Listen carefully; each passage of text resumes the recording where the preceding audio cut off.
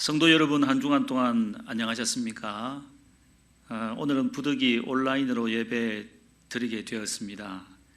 마땅히 우리가 어떤 상황에서도 교회당에서 공적 예배를 드리는 것이 마땅하지만은 지금 현재 국가적 재난과 그런 상황을 고려해 볼 때에 이 코로나 확산을 조기에 막기 위해서 사회적 공감대와 그리고 교단의 권고 사항을 참조해서 또한 성도들의 생명을 보호하고 지역사회에 덕을 세우는 면에서 안타까운 마음으로 부득이 이렇게 온라인 예배로 대처를 하게 되었습니다. 그러나 이런 계기를 통하여 주일 공예배가 우리에게 그동안에 얼마나 소중했는가 하는 것을 깨닫는 계기가 되기를 바랍니다. 또한 가정별로 모였으나 시공을 초월하시는 그리고 그 가운데 임재하시는 성령의 역사가 동일하게 오늘 이 시간에 함께 하실 줄로 믿습니다. 그럼 우리 다 같이 피아노 조악에 맞추어서 묵상기도 드리겠습니다.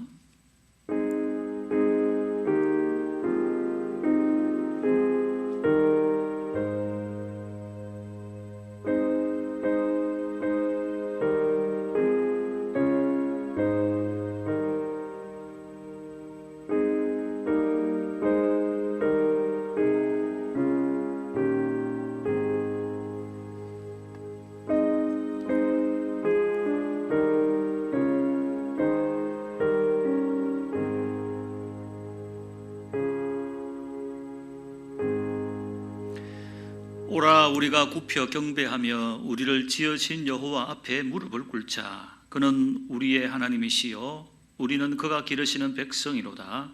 하나님은 영이시니 예배하는 자가 영과 진리로 예배할지니라. 거룩하신 우리 아버지 하나님, 지난 한 주간도 어려운 상황 가운데서도 우리를 지키시고 보호하여 주셔서 감사와 찬송을 올려드립니다. 마음과 정성을 다하여 예배드리오니 이곳에 함께하여 주시옵소서. 우리의 구주가 되시는 예수 그리스도의 이름으로 기도하옵나이다. 38장 다 같이 찬송합니다. 찬송가 38장입니다.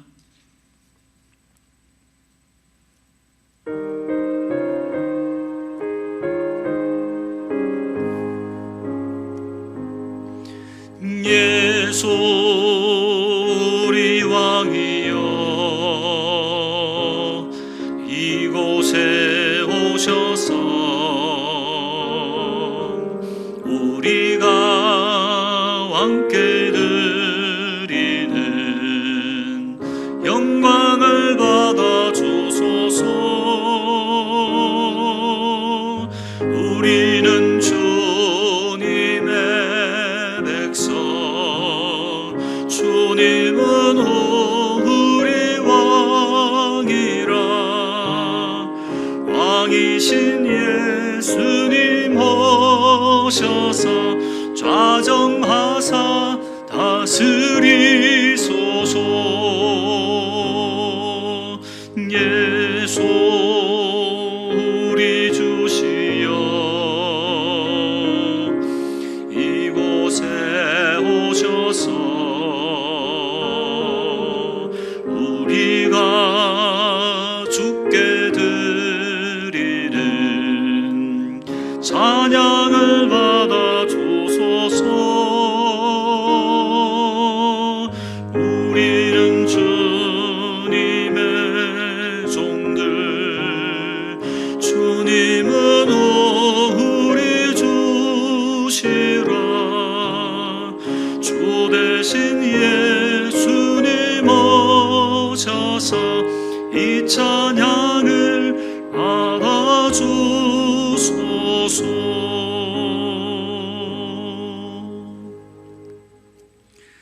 우리 다 같이 사도신경으로 신앙을 고백하겠습니다. 나는 전능하신 아버지 하나님 천지의 창조주를 믿습니다. 나는 그의 유일하신 아들 우리 주 예수 그리스도를 믿습니다. 그는 성령으로 잉태되어 동정녀 마리아에게서 나시고 본디오 빌라도에게 고난을 받아 십자가에 못 박혀 죽으시고 장사된 지 사흘 만에 죽은 자 가운데서 다시 살아나셨으며 하늘에 오르시어 전능하신 아버지 하나님 우편에 앉아 계시다가 거기로부터 살아있는 자와 죽은 자를 심판하러 오십니다. 나는 성령을 믿사오며 거룩한 공교회와 성도의 교제와 죄를 용서받는 것과 몸의 부활과 영생을 믿습니다. 아멘. 찬송가 383장 찬송합니다. 383장입니다.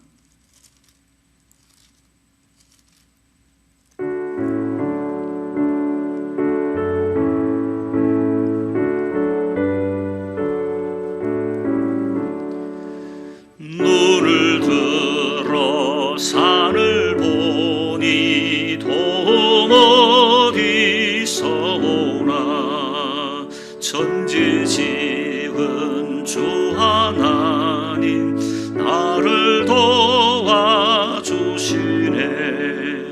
나의 발이 실족지 않게 주가 되어 지키며 택한 백성 항상 지켜 이리 보호하시네.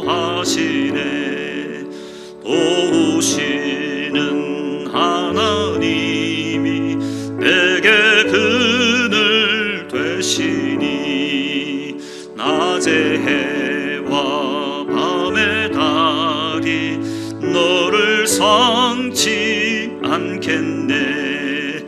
내게 화를 주지 않고 오늘 보하시며 너의 조리 지금보다 영영 인도하시리.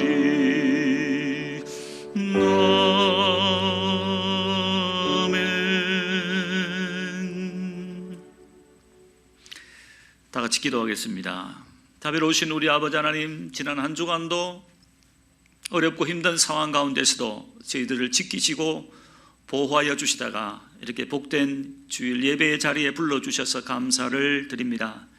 특별히 오늘 이 시간에는 여러 가지 상황으로 말미암아 가정 예배로 드리게 되었습니다.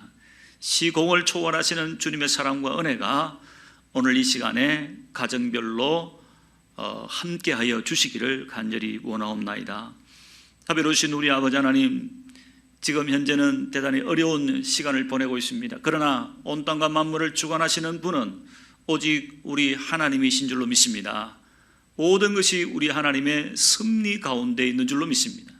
그러므로 유일하신 이 땅에 피난처 되시는 주님께 오직 피하여 믿음으로 잘 이겨내는 모든 성도들 되게 하여 주시옵소서.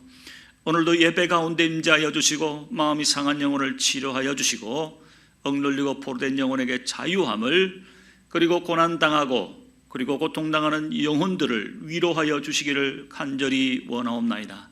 살아계신 아버지 하나님, 이 나라와 민족을 불쌍히 여겨주시기를 원하옵나이다. 예수 보배로운 피로 덮어 주시옵소서. 아버지 하나님, 이 코로나 바이러스로 말미암아 최전선에서 싸우는 의료인들을 보호하시고 그리고 병원이 오염되지 않게 하시고 하나님, 위정자들에게는 지혜를, 성도들에게 믿음을 더하여 주시기를 원하옵나이다. 무엇보다 대전 신일교회에 질고를 당한 성도들 있사오니 긍휼히 여기시고 치료의 광선을 발하셔서 고쳐주시고 함께 하시고 우리 자녀들도 축복하여 주시기를 간절히 원하옵나이다. 자비로우신 아버지 하나님, 오늘도 주의 말씀을 듣고자 합니다. 이 말씀이 우리를 감동시키시고 잘못된 것 있으면 책망하여 주시기를 원하옵나이다. 우리의 눈을 열고 주의 법에 귀한 것을 보게 하시며 이 말씀이 이 시대에 오늘 나에게 주시는 하나님의 음성으로 듣고 능히 믿음으로 살아가는 성도들이 되게 하여 주옵소서. 그리 오늘은 흩어져서 가정별로 예배를 드리지만 동일한 성령의 은혜가 가정 위에 임재하게 도와주시옵소서. 감사와 찬송을 드리며 우리의 구주가 되시는 예수님의 이름으로 기도하옵나이다. 아멘.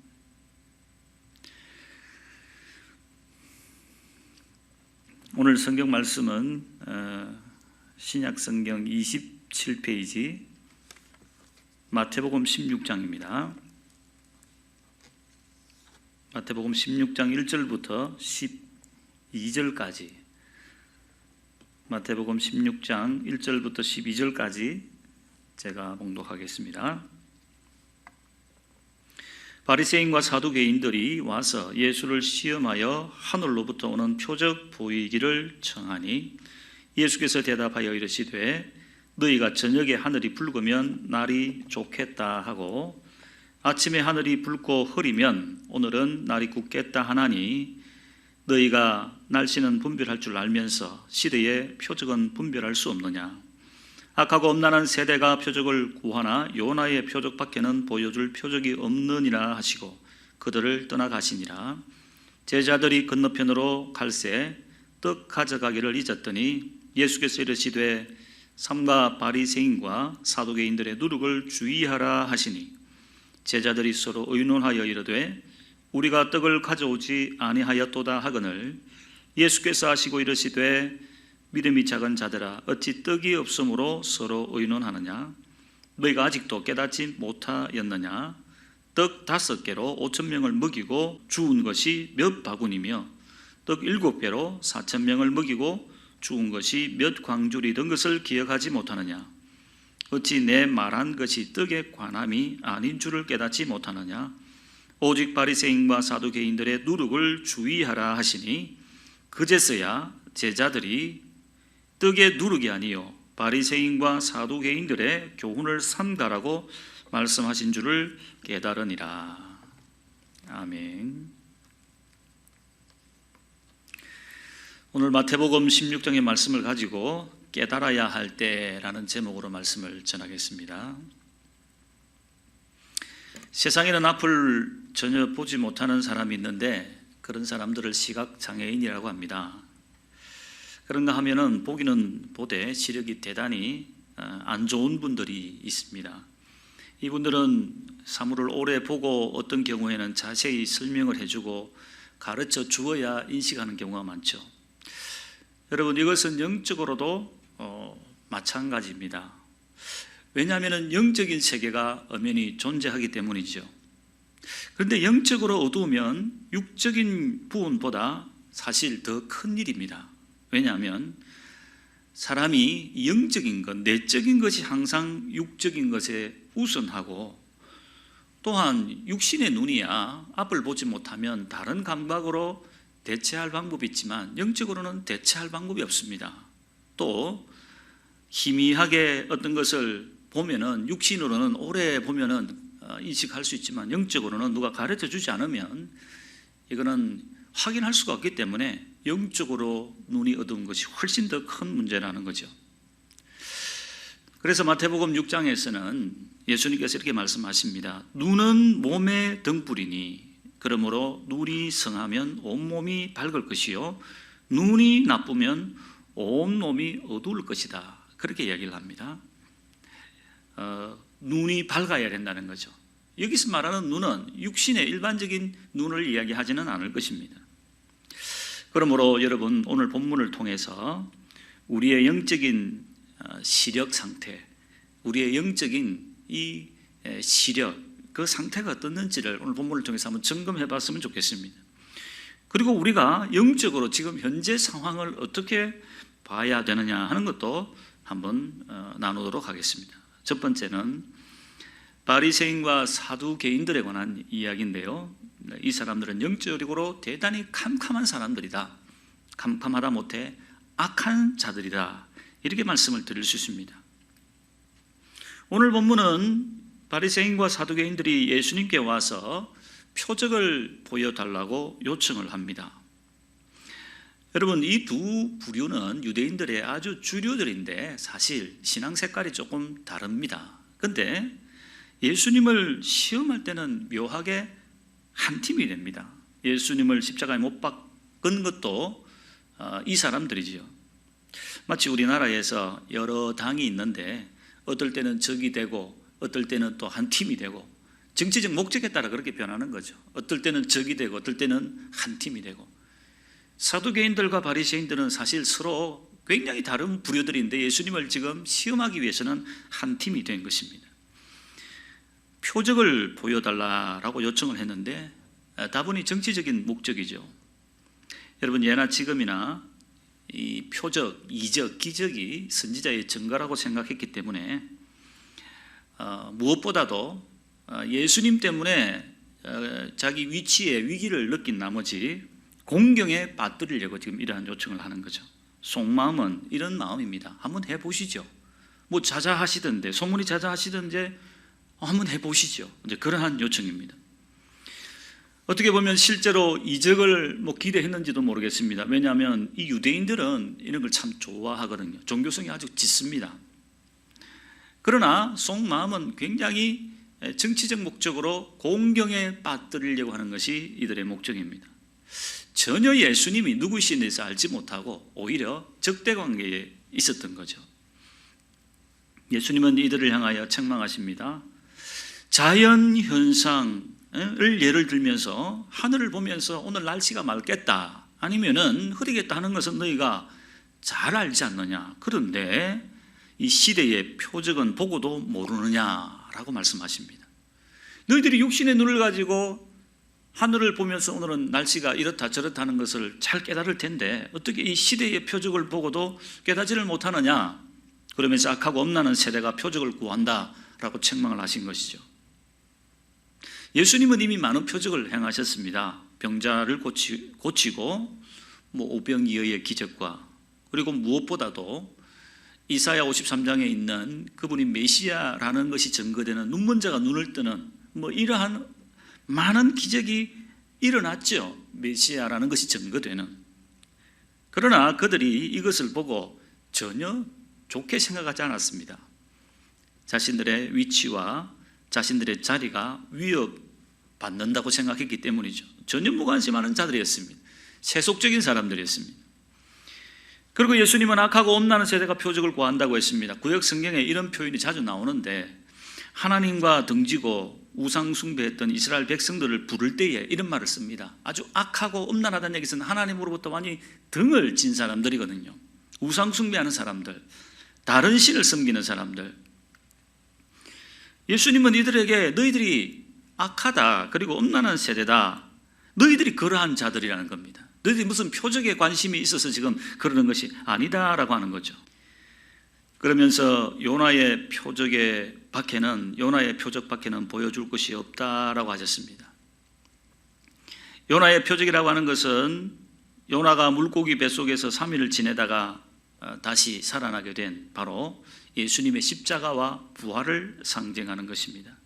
너희들이 정작 관심을 가져야 될 것은 요나의 표적이다, 내가 앞으로 지게 될 십자가와 부활이다, 이렇게 말씀을 하시는 건데, 이 말씀 또한 앞으로 내가 이런 길을 걸어가겠지만 너희들은 아마 이것도 전혀 관심을 가지지 않을 것이다 라는 그런 예언의 말씀입니다. 그러면서 이 말씀은 그것이 진짜 표적이라는 거죠. 예수님의 십자가와 부활, 요나의 표적, 그게 표적이라면 그것이 표적이지 무엇이 표적이겠는가? 그것이 중요한 표적이지, 그게 표적의 본질이지. 그렇게 예수님이 말씀하고 있는 것입니다. 오늘 이 바리새인들과 서기관들을 향한 예수님의 말씀은 무엇을 의미하고 있습니까? 그만큼 그들은 첫 번째로 영적으로 캄캄한 사람들입니다. 맹인들입니다. 전혀 예수님이 누군지를 알지를 못합니다. 거기에 지나서 그들은 악하고 음란한 세대입니다. 사람들입니다. 전혀 메시아에 대해서는 관심이 없는 사람들입니다. 물론 여러분, 우리 교회 모든 성도님들은 이러한 사람들이 아니리라고 봅니다. 그리고 이러한 사람들이 없으리라고 생각을 합니다만은, 그러나 우리가 이 바리새인들과 사두개인들의 삶을, 생활을 보면서 우리는 교훈을 얻어야 되겠죠. 어떤 자들입니까? 하나님과 예수님께 완전히 등을 지고 있는 자들이죠. 이게 영적으로 캄캄한 겁니다. 이게 영적으로 맹인입니다. 영적인 것은 이렇게 해석을 하는 거죠. 하나님과 완전히 등을 지는 거죠. 모르니까, 하나님이 이 땅에 참신이신 것을 모르니까, 예수님이 이 땅에 메시아인 것을 모르니까 완전히 등을 지고 있는 거죠. 그걸 듣고도 굉장히 이것은 어리석은 일이라고 생각하는 겁니다. 관심이 있다고 해도 신비한 이적이나 구하는 종교숙만 가득한 것, 이것이 바로 영적인 맹인이 아니겠습니까? 혹 우리 교회 성도님들 중에 이러한 성도님들은 없는지 모르겠습니다. 정작 중요한 요나의 표적, 예수님의 십자가와 부활에는 전혀 반응하지 못하는 사람, 전혀 이것이 자기의 삶에 좋은 영향력을 주지 못하는 사람, 여기에 대해서는 관심을 가지지 못하는 사람, 이것은 영적으로 맹인들입니다. 이렇게 살다가는 악한 사람들이 되고 엄란한 세대가 될 수밖에 없죠. 조금 더 구체적으로 말씀을 드리면은 하나님이 하시는 일에 대하여 어떤 경우에는 시기하고 질투하기까지 합니다. 잘 알지 못하기 때문에. 여러분, 자기도 모르게 자기 자리가 위태해지고 인기와 관심이 떨어지게 되면 마음이 굉장히 불편해지죠. 그것이 하나님이 하시는 역사인데도 불구하고, 그게 하나님이 기뻐하시는 일인데도 불구하고 그것이 마음을 불편하게 할 때가 있죠. 그것 때문에 분쟁하고 모함하고 시기하고 질투하는 것이 얼마나 그런 면에서 위험합니까, 여러분? 바리새인들과 같이 특유의 형식주의에 빠져서 인격적인 하나님과 교제에 대해서는 전혀 마음과 생각이 없고 그냥 형식적인 것에만 관심을 가지고 있으면은 우리 또한 바리새인들이 아니겠습니까? 사도 바울의 고백이 생각이 납니다. 빌립보 3장에서 말하는 것과 같이 예수를 아는 지식이 가장 고상하다. 가장 고상하다는 것은 가장 비싸다는 겁니다. 이건 실제적으로 상업적인 용어입니다. 이게 가장 가치가 있다, 이렇게 해석이 되는데 가장 비싼 거다, 가장 고귀한 것이다. 그래서 그 외에 모든 것은 배설물로 나는 여긴다. 여러분, 그렇죠? 이게 영적으로 밝은 사람입니다. 영적으로 밝은 사람은 하나님을 좋아하고 예수님을 좋아하고 십자가에 관심을 가지고 부활에 관심을 가지고 내가 그것을 어떻게 하면 좀 더 잘 알까? 좀 더 경험할까? 어떻게 하면 하나님을 닮아갈까? 예수님을 닮아갈까? 정도의 차이는 있겠지만 영적으로 깨어있는 사람은 이쪽으로 자꾸 관심을 가집니다. 근데 캄캄한 사람은 그 성향과 취향과 사상이 그 몰두하는 것이 자꾸 하나님과 반대쪽으로 가는 것입니다. 우리의 모든 성도님들은 이러한 자가 되지 않기를 바랍니다. 두 번째는 제자들에 관한 내용입니다. 이 제자들은 바리새인들과는 다르죠.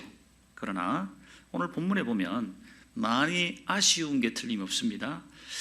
깨닫기는 나중에 깨달았지만 아주 더디게 깨달았습니다. 예수님이 하는 말씀이 어떤 말인지 전혀 감이 없어요. 마태복음 16장 6절 말씀을 우리 다 같이 한번 읽어봅니다. 마태복음 16장 6절의 말씀을 우리 다 같이 한번 읽어보도록 합니다. 시작. 예수께서 이르시되 삼가 바리새인과 사두개인들의 누룩을 주의하라 하시니. 자, 7절도 다 같이 읽습니다. 시작. 제자들이 서로 논의하여 이르되 우리가 떡을 가져오지 아니하였도다 하거늘. 자, 이 부분이 정말 재미있는 부분입니다. 이 바리새인과 사두개인들의 일로 말미암아 예수님은 제자들을 좀 교훈해야 되겠다, 가르쳐야 되겠다라는 마음이 있어서 제자들아, 이 봐라, 이런 사람들이 사두개인들이고 바리새인들이다. 이런 사람들의 누룩을 조심하라 그랬습니다. 이 말은 바리새인들과 사두개인들의 사상, 생각, 가치관을 조심하라는 얘기입니다. 그런데 제자들이 그 말이 무슨 말인지를 전혀 이해하지 못했습니다. 이해하지 못했을 뿐만 아니라 누룩이라는 얘기를 하니까 자기들이 지금 가지고 다니는 빵이 상하지 않게 하라라는 의미로 받아들였습니다. 그래서 7절에 보면은 제자들이 의논하되 우리가 떡을 가져오지 아니하였도다 하거늘. 이게 무슨 말인가 하면 이 일 바로 직전에 어떤 일이 있었는가 하면 칠병이어의 기적이 있었죠. 칠병이어, 성경에서는 오병이어도 있고 칠병이어도 있는데 물고기 2마리와 떡 7개로 수천 명을 먹이신 사건이 있었습니다. 그 일이 있고 난 이후에 여정을 다시 이어가셨는데 이 유대인들은, 이스라엘 사람들은 뭐 여행이나 아니면은 뭐 이렇게 야외의 어떤 그 행로에 있을 때 항상 이래 빵을 지참하죠. 뭐 식사 도시락으로 보시면 되겠습니다. 이전에 나그네의 주먹밥 정도로 생각하면 되겠습니다. 이런 걸 이제 챙겨 다니는데 예수님이 갑자기 누룩 얘기를 하니까 제자들이 맞다 빵. 우리가 빵 안 가져왔다, 빵. 이게 조금 전에, 얼마 전에 이제 700 이후의 기적이 있고 난 뒤에 많이 남았잖아요. 7강 중에 남았잖아요. 누군가 빵을 챙겨왔었어야 되는데 예수님이 누룩 이야기하는 바람에 빵을 챙겨보니까 아무도 빵을 가져오지 않은 겁니다. 그러면서 티격태격한 거죠. 네가 챙겼었어야 되지 않나? 네가 챙겼었어야 되지 않나? 그럼 제자들이 지금 어떻게 생각하고 있는 것입니까? 1차적으로는 여러분 두 가지를 지금 크게 실수하고 있는 겁니다. 예수님의 책망도 이어지죠. 제자들아, 내가 지금 빵을 가지고 하는 얘기가 아니다. 예수님이 누룩이라고 하는 것은 바리새인들의 잘못한 가르침, 이 영향력을 조심하라. 성경에서 누룩이 긍정적인 의미로 사용될 때도 있고 부정적으로 사용될 때도 있지요. 천국의 확장성, 생명력 있는 확장성을 이야기할 때도 누룩을 사용할 때도 있고, 이와 같이 아주 바리새인들의 잘못된 신앙의 영향력, 가르침, 이걸 조심하라는 입장에서 부정적으로 사용하죠. 이 본문에서는 후자죠. 그 말을 첫째 이해하지 못했고, 두 번째는 그러면 설령 빵을 안 가지고 왔다고 칩시다. 그러면 무슨 문제가 됩니까? 왜요? 700의 기적을 얼마 전에 봤잖아요. 필요하면 또 예수님이 만들어 주시겠죠. 근데 빵 안 가져온 게 뭐가 그렇게 큰 문제냐는 말입니다. 그래서 예수님께서 뒤에 말씀을 뭐라고 하십니까? 이 믿음이 작은 자들아, 8절에 믿음이 작은 자들아, 떡이 없음으로 의논하느냐? 아직도 깨닫지 못하느냐? 5,000명을 먹이고 죽은 것이 몇 바구니이며 떡 7개로 4,000명을 먹이고 죽은 것이 몇 광줄이었느냐? 지금 빵을 가지고 얘기하는 것들이 아니지 않느냐? 이 믿음이 작은 자들아, 이 영적으로 흐린 자들아, 내가 무슨 말을 하는지 너희들이 이해를 못하느냐? 그리고 빵이 없다 한들 무게 그렇게 큰 문제냐? 그게 한마디로 말하면 제자들이 바리새인과 똑같지는 않지만 영적으로 너무 희미하다. 아직도 깨닫지 못했다. 사랑하는 성도 여러분, 영적으로 볼 줄 아는 성도님들이 되기를 바랍니다. 영적으로 깨어 있어야 됩니다. 정도는 아주 다양하겠지요.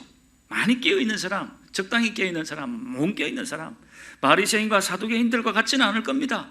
악하고 엄난하지는 않을지는 모르겠지만 완전히 깨어서 밝게 보는 사람, 적당히 보는 사람, 희미하게 보지 못해서 도대체 무엇을 말씀하시는지, 이게 너무 흐려서 평안해도 될 상황에 염려하고 근심하고 두려워하고 감사해야 될 상황에 불평하고 시기하고 질투하고, 왜냐하면 영적으로 흐리기 때문에 여러분 그러한 일들이 있을 수밖에 없는 거죠. 그래서 여러분 오늘 이 제자를 통하여 영적으로 우리가 볼 줄을 알아야 된다.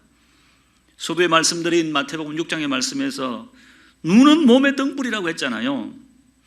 눈은 몸의 등불이기 때문에 밝으면 몸이 좋죠. 깨끗하고 좋고, 눈이 나쁘면, 어두우면 몸이 어둡다, 그렇게 표현했잖아요.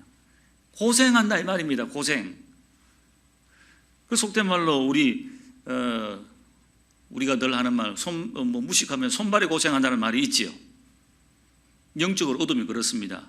조금 전에 말씀드린 것이 평안해도 될 상황에 영적으로 깨어 있으면 하나님의 역사를 보고 하나님의 음성을 듣고 하나님의 계획을 알기 때문에 위험한 상황이 아닌데도 불구하고 염려하고 두려워하고 근심하는 상황이 일어날 수가 있습니다. 그러므로 영적으로 볼 줄 아는 성도들이 되어야 됩니다. 사랑하는 성도 여러분, 영적으로 본다는 얘기는 무슨 의미입니까? 모든 상황 가운데 하나님을 개입시켜서 하나님을 제외시킨 상황 가운데 내 삶이나 내 현상을 바라보지 말고 하나님 안에서 내 삶, 내 생각, 내 미래, 내 현실을 바라보는 거죠. 하나님 안에서 어떤 일이든지, 그래서 이 하나님의 뜻이 무엇일까? 그게 영적인 사고입니다. 하나님의 음성이 무엇일까? 하나님이 왜 이렇게 하고 계실까? 예수님이 누룩 이야기했을 때에 빵 얘기가 아니었습니다. 예수님의 저 얘기는 무슨 의미일까? 아, 바리새인들의 누룩이구나. 이게 깨달아져야 되죠. 하나님의 뜻이 무엇일까? 하나님의 음성이 무엇일까? 하나님이 왜 이렇게 하고 계실까? 이것은 내 문제를 찾아낼 때나 문제를 해결할 때나 기쁠 때나 슬플 때나 고달플 때나 어느 순간에도 하나님의 섭리 안에서 나의 삶을 이렇게 바라보는 것이 영적인 사람, 깨어있는 사람인 줄 믿습니다. 그렇지 못하는 사람은 내 삶에서 하나님이 제외돼 버려요. 내 삶은 항상 내가 살아가는 겁니다. 그래서 하나님의 뜻을 볼 수가 없습니다. 하나님의 음성을 들을 수가 없습니다. 캄캄한 사람이 됩니다. 사랑하는 성도 여러분, 그러므로 현재의 나의 삶에 모든 것을 영적으로 접근하시는 성도님이 되길 바랍니다. 물론 여러분, 삶은 외적인 것과 내적인 것이 잘 융합이 되어 있습니다. 이게 하나입니다만은 사람은 가만히 두면은 10개 중에 9개 반은 다 육신적으로 상황을 해석하기 때문에 우리는 때로는 자주 좀 과하다 싶을 정도로 영적으로 해석하는 것도 필요합니다. 균형을 위해서 그렇습니다. 가만히 있으면 전부 다 육적으로, 외적으로, 시대적으로, 상황적으로, 물질적으로, 경제적으로 이렇게 다 해석을 해버려요, 그냥. 우리는 모든 상황을 하나님 안에서 해석을 해야 되죠. 그렇기 때문에 여러분 성도님들 중에 여러 가지 어려운 일들도 많겠죠. 혼란스럽겠죠. 여러분 경제적 문제나 시대 문제에만 국한하지 말고 하나님 앞에서 이 모든 것을 깨닫게 되는 성도님들이 되기를 바랍니다. 그래야 문제가 풀리는 거죠. 12절에 뭐라고 말씀합니까? 그제서야 깨달으니라. 그제서야 깨달으니라. 성령이 내주하고 계시기 때문에 깨닫기는 깨달아요. 그제서야 깨달으면 아쉽잖아요. 빨리빨리 깨달아야 되지. 그제서야 깨달으면 그제서야까지는 힘들고 어려운 상황이 계속되는 거죠. 평안해도 될 상황인데 괜히 우리는 혼란스러운 삶을 살아간다는 것입니다. 사랑하는 성도 여러분, 지금 참 국가적으로 심각한 상황입니다. 코로나 바이러스 사태를 보면서 우리가 참 이렇게 부득이하게 앞으로 또 이렇게 어떻게 이 온라인으로 예배를 드리게 될지 그거는 아무도 모르겠습니다. 그런데 저는 이 상황에서 기도하면서 바라보면서 지극히 개인적으로 제가 느끼는 한 3가지가 있습니다. 이거는 신학적이고 그런 건 아닙니다만 지극히 제가 개인적으로 느끼는 것인데 우리 성도님들과 마지막으로 나누고 싶습니다. 이 사태를 통하여 나는 하나님이 저에게 혹은 우리 성도들에게 한 3가지를 말씀하신다라고 생각을 합니다. 개인적으로 그렇게 생각합니다. 첫 번째는 기도를 회복하라. 두 번째는 가정을 회복하라. 세 번째는 거룩을 회복하라. 이렇게 저는 많이 느낍니다. 왜 그러냐면 여러분 기도해야 된다는 것은 늘 우리가 강조하는 상황이죠. 근데 왜 이게 기도와 상관이 있는가 하면 이 코로나 사태는 의학적으로 지금은 방법이 없기 때문입니다. 여러분 기도는 그렇게 시작이 되는 겁니다. 여러분 방법이 없을 때, 길이 없을 때 기도는 출발되는 거거든요. 그래서 하나님은 기도를 시키기 위하여 모든 문을 막으실 때가 있습니다. 그거는 신구약에 동일하게 하나님의 백성들에게 하신 일들이었습니다. 이스라엘 백성들이 이방인들에게 압제당해서 방법이 없을 때 부르짖잖아요. 그리고 이스라엘 백성들이 출애굽 전에 그 고역에 방법이 없어서 죽을 것 같아서 기도하잖아요. 어떻게 보면 할 수 없어서 기도를 한 겁니다. 하나님은 우리에게 할 수 없도록 만드셨습니다. 이게 무슨 의미입니까? 기도하라는 얘기입니다. 기도하라는 말입니다. 성도 여러분, 이렇게까지 됐는데도 불구하고 세상에서 방법을 찾으려고 하는 것은 대단히 어리석은 일입니다. 영적으로 대단히 흐린 사람입니다. 이런 상황에서는 기도해야 된다. 물론 항상 기도해 오고 기도해 가야 되고 기도해야 되지만 기도해야 된다. 두 번째는 가정을 회복하라라는 의미로 저는 이해합니다. 본의 아니게 요즘에 집에만 있지 않습니까, 여러분? 사실 가정이 얼마나 소중합니까? 가정이 얼마나 많이 또 무너졌습니까? 그런데도 세상에 가장 소중한 가정이 무너지는데도 우리는 모르고 그대로 살아갑니다. 요즘에는 본의 아니게 가정에 다 있을 수밖에 없어요. 이것은 중요한 메시지가 또 있다고 봅니다. 가정으로 돌아가라, 이렇게도 저는 해석할 수 있다고 봅니다. 여러분 이렇게 또 온라인으로 또 가정 예배를 또 언제 드릴 수 있습니까만은 우리가 또 이렇게라도 가정 예배를 드리지 않습니까? 마지막으로 세 번째는 거룩함을 회복하라. 참 신기한 것이 하나님이 참 이러한 방법으로 이 이단의 모습을 드러내게 하실 줄 정말 꿈에도 생각 못했습니다. 정말 우리는 상상하지 못한 방법입니다. 역시 하나님은 우리보다 지혜롭다라는 생각을 하게 됩니다. 우리에게 한번 적용해 봅시다. 예를 들면 어느 부모님이 자기 자녀 초등학생에게 PC방 가지 마라, PC방 가지 마라 이렇게 얘기했는데 PC방을 갔어요. 그 PC방에서 불이 났습니다. 그럼 이 아이는 PC방에 그대로 있지도 못하고 나오지도 못해요. 왜냐하면 그 안에 있으면 죽을 것이고 나오면은 꾸중묻을 것이고 안 가야 될 장소를 갔다는 얘기입니다. 저는 이것을 이렇게 해석을 합니다. 하나님 앞에서 그리고 주님의 나라 안에서 우리는 항상 빛 가운데, 거룩 가운데 살아야 된다. 이제는 우리가 감출 수 있는 것도 없고 감춰서도 안 됩니다, 여러분. 이제 감출 수 있는 게 있다라고 생각하면 큰 오산입니다. 하나님은 때가 되면 언제나 무엇이든지 빛 가운데 모든 것을 드러내신다. 하나님 앞에 무엇을 덮어두고 감출 수 있다고 생각하는 자체가 굉장히 넌센스다. 주님 앞에 늘 거룩하게, 정결하게, 성결하게 그렇게 살아가야 된다는 것을 절실하게 깨닫는 거죠. 거룩함. 빌립보 4장 8절에 끝으로 형제들아 무엇이든지 참되며 무엇이든지 경건하며 무엇이든지 옳으며 무엇이든지 정결하며 무엇이든지 사랑받을 만하며 무엇이든지 칭찬받을 만하며 무슨 덕이 있든지 무슨 기림이 있든지 이것들을 생각하라. 너희는 내게 배우고 받고 듣고 본 바를 행하라. 그리하면 평강의 하나님이 너희와 함께 하시리라. 말씀을 읽겠습니다. 성도 여러분, 깨달아야 할 때입니다. 영적으로 지금 하나님이 나에게 어떻게, 우리에게 어떻게 말씀하시는지를 깨달아야 합니다. 기도하라고 하십니다. 가정을 회복하라고 하십니다. 그리고 거룩하라고 하십니다. 그리하면 평강의 하나님이 우리와 함께 하신다고 약속하셨습니다.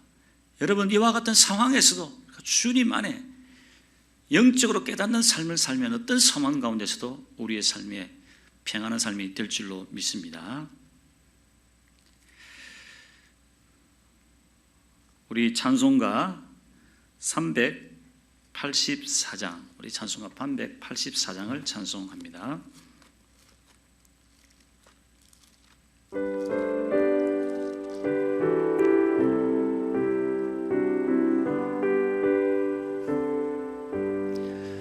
나의 갈 길 다가도록 예수 인도하시니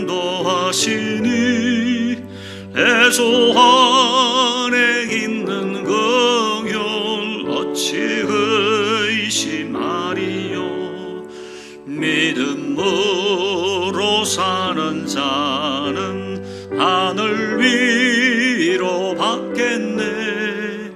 무슨 일을 만나든지 만사 형통하리라. 무슨 일을 만나든지 만사 형통하리라. 나의 갈 길 다가도록 예수 인도하시니 어려운 일 당한 때도 족한 은혜 주시네. 나는 심히 고단하고 영혼 매우 가난하.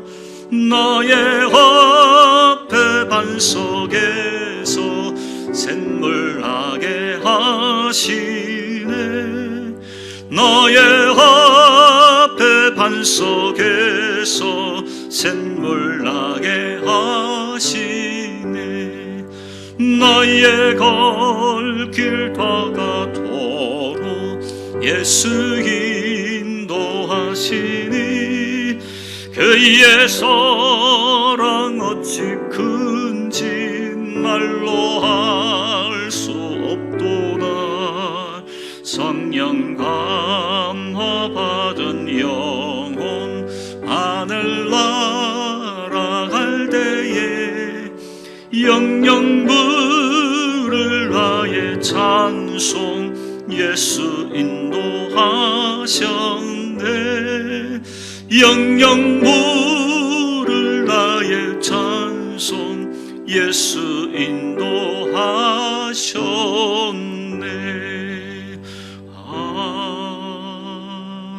아멘. 기도하겠습니다. 자비로우신 우리 아버지 하나님, 영적으로 어두워서 헤매지 말고 영적으로 깨어나서 어리석은 자가 되지 말고 내 삶에 그리고 이 현실의 삶을 보고 하나님의 뜻을, 하나님의 음성을 깨달을 수 있는 지혜로운 성도들이 되게 하여 주옵소서. 자비로우신 우리 아버지 하나님, 우리의 모든 대전신일교회 성도들을 심한 전염병으로부터 한 주간 동안 또한 영원히 보호하여 주시기를 간절히 원하옵나이다. 모든 것이 주님의 은혜입니다. 주님의 은혜로 또한 한 주간을 살아가야 되겠습니다. 주여, 흩어져 있는 우리 모든 성도들 한 주간도 지켜주시고 함께하여 주시고 아버지 하나님의 은혜로 성령으로 충만한 가운데 한 주간을 살아갈 수 있도록 축복하여 주시고 역사하여 주시옵소서. 감사와 찬송을 올려드리며 예수님의 이름으로 기도하옵나이다. 이제는 우리 구주 예수 그리스도의 은혜와 우리 하나님 아버지의 사랑과 성령의 교통하심이 하나님이 우리에게 주시는, 나에게 주시는, 그리고 현재 주시는 하나님의 음성을 깨닫고 영적으로 밝게 그리고 기쁘고 감사하게 평안하게 한 주간 동안 살기를 원하는 모든 주의 백성들 위해 지금부터 영원토록 함께 하실지어다. 아멘.